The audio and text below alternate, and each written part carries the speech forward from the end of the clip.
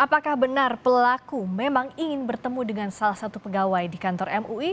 Bagaimana pula dengan pengamanan di kantor MUI hingga sore ini? Kita tanyakan langsung kepada Wakil Ketua MUI Anwar Abbas. Assalamualaikum warahmatullahi wabarakatuh, Pak Anwar. Waalaikumsalam warahmatullahi wabarakatuh. Terima kasih sudah berkenan untuk berbagi informasi soal ini. Kalau boleh cerita, Pak Anwar Abbas saat kejadian ada di kantor, Pak? Saya bersama teman-teman lagi rapat ya, dewan pimpinan MUI itu setiap hari Selasa dari jam 10 sampai jam 13 itu rapat setiap minggu ya. Dan ketika kami sedang rapat, Profesor Dr. Utang Ranuwiharja menginterupsi sekitar jam 11-an ya, belum Ya. menginterupsi, "Maaf sebentar ada informasi dari bawah," kata beliau. "Di bawah ada tembakan," gitu kan.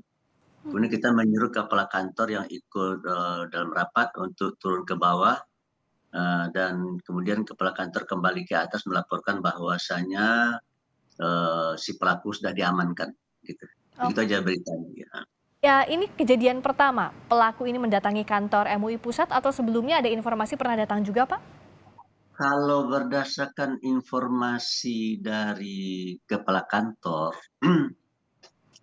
tapi kepala kantor juga tidak pernah bertemu dengan bersangkutan ya, karena setiap tamu yang datang itu kan harus berhadapan terlebih dahulu dengan resepsionis Ya, atau dengan petugas satpam yang ada di bawah ya. betul. Jadi dari resepsionis dan satpam yang bertugas di lobi itu memberitahu bahwa ada seorang laki-laki ya, dari Lampung ingin ketemu dengan ketua MUI. Oke. Ketika disebut ketua, itu kan resepsionis dan satpam kan sudah tahu bahwa di MUI itu ketua sangat banyak sekali. Ya, Ada sekitar 10 orang ya. Jadi struktur MUI itu adalah ketua umum, kemudian wakil ketua umum, wakil ketuanya ada 3, ya. kemudian ada ketua-ketua, jumlahnya mungkin sekitar 10, mungkin barangkali ada sekjen dan sekitar ada wakil sekjen, ada bendara, ada wakil bendara umum. Ya, Jadi dia ingin ketemu sama ketua MUI gitu. Kalau ketua MUI ya dengan siapa gitu kan. iya, Kalau ketemu dia sebut ketua umum MUI kan jelas satu orang ya. betul.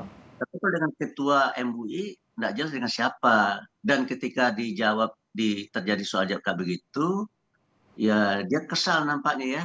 Mungkin merasa merasa dipersulit gitu.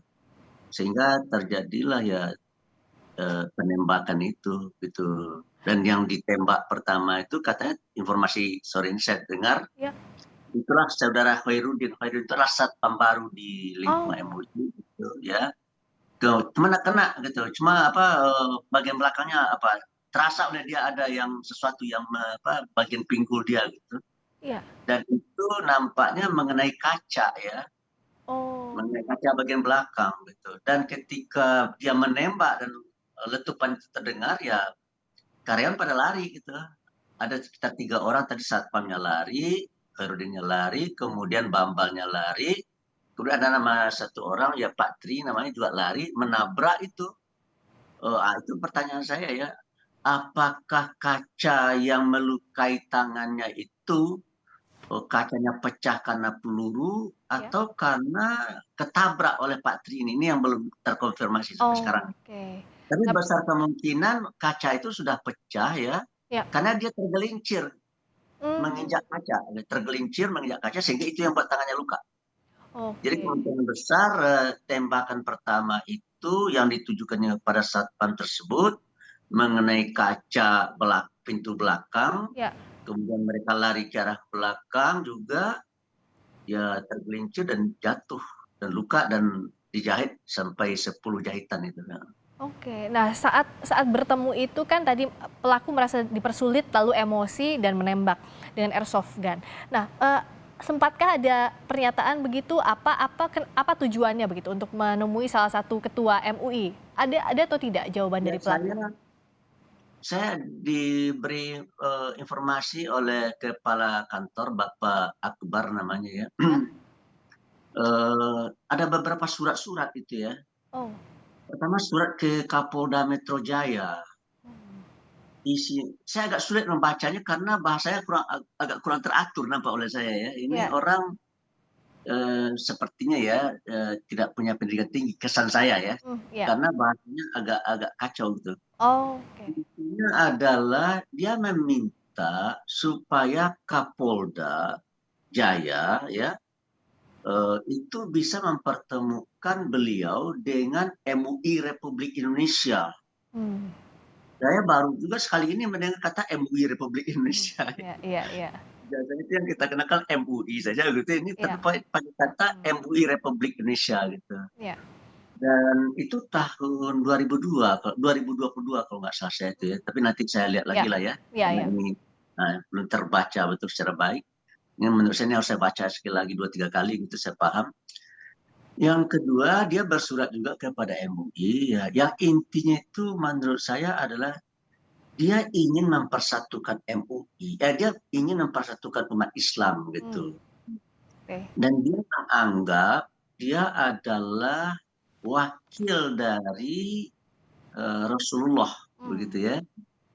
Jadi kalau seandainya saya karena dia menganggap dia sebagai nabi, Oke. ya bisa saya terima lah gitu ya. Iya, iya. Jadi dia menganggap dirinya sebagai seorang nabi ya, dan misi dia ke MUI adalah ya bagaimana caranya supaya MUI mungkin barangkali bisa membantu dia untuk mempersatukan umat Oke. Islam gitu Jadi kayak ada ya. yang di pikirannya ingin disampaikan langsung begitu ya, meskipun tidak Iya, jelas apa itu makanya di dia sana. ingin bertemu dengan Ya. pimpinan MUI.